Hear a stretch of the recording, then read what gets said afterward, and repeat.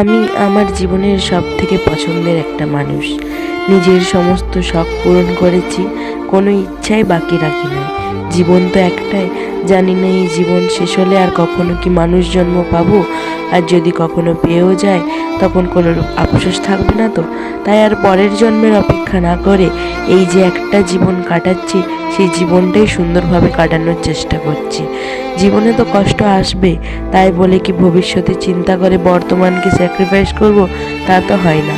টাকা পয়সা দুঃখ কষ্ট তো থাকবে, কিন্তু যেটুকু সময় ভালোভাবে কাটবে সেটুকু সময় অন্তত মজার মজার খাবার আর নিজের বিভিন্ন শখকে পূরণ করেই কাটাবো। আর হ্যাঁ, খেয়াল রাখবেন কোনো দিন তোমার খুশির, তোমার ভালোবাসার পথে যেন টাকার পয়সার বাধা না হয়ে দাঁড়ায়। ব্যাস ব্যাস, অনেক কথা বলে ফেলেছি। আপনারাও ভাবছেন এই পুচকি মেয়েটা কত কিছুই না বলছে, তাই না? কিন্তু বেশি বললেও এটাই যে সত্যি, অন্যকে নয় নিজেকে ভালোবাসুন। অন্যকে তো ভালোবাসার সময় অনেক আছে, কিন্তু তার আগে নিজেকে ভালোবাসেন। নিজের জিনিসের প্রতি যত্ন করুন। নমস্কার। নিজের কিছু শখ পূরণ করার জন্য সকাল সকাল বেরিয়ে পড়েছিলাম পুকুর পাড়ে, এবং সেখান থেকে নিয়ে আসি কিছু শামুক, যেহেতু শামুক খেতে আমি খুবই পছন্দ করি। আর বাড়িতে সেরকম জায়গা না থাকার কারণে গাছপালাও লাগাতে পারিনি। কিন্তু ওই যে বললাম, কোনো কিছু বাধা হয়ে যেন না দাঁড়ায়, সেই জন্য যেটুকু জায়গা আছে সেখানে সুন্দর করে অনেক অনেক গাছ লাগিয়েছি। আর এবছর গাছগুলো বেশ ভালো ভালো হয়েছে, আগের বছরও হয়েছিল, তারই চারা এখনও লাগানো রয়েছে।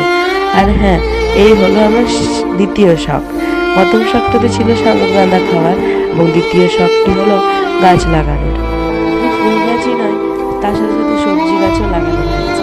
ওই যে দেখতে পাচ্ছেন লাউ ঝুলছে, ওই লাউ গাছও আমাদের লাগানো হয়েছে, এবং তার সাথে সাথে নানান প্রকার সবজি গাছও লাগানো হয়েছে, যেমন ভেন্ডি, শিম, বিভিন্ন রকমের সবজি চাষ আমাদের বাড়িতেই করা হয়।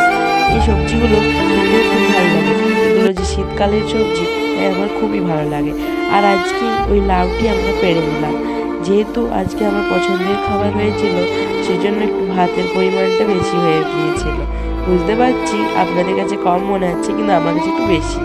তারপরে আর কি বিকেল গড়িয়ে আছে, এবং বিকেলের দিকে আজ দেখলাম সূর্য উঠেছে। আর আমার তৃতীয় শখটি ছিল বিরিয়ানি খাওয়া, যেটা মাকে বলায় মা সেই শখটাও পূরণ করিয়ে দেয়। আর সন্ধ্যাবেলায় দেখি মা চাল ভিজিয়ে রেখেছে আর চিকেনটাকে ম্যারিনেট করে রেখেছিল। তারপরে আর কি পেঁয়াজ টেয়াজ কেটে বিরিয়ানি রেডি করে নিয়ে চলে আসছিলাম।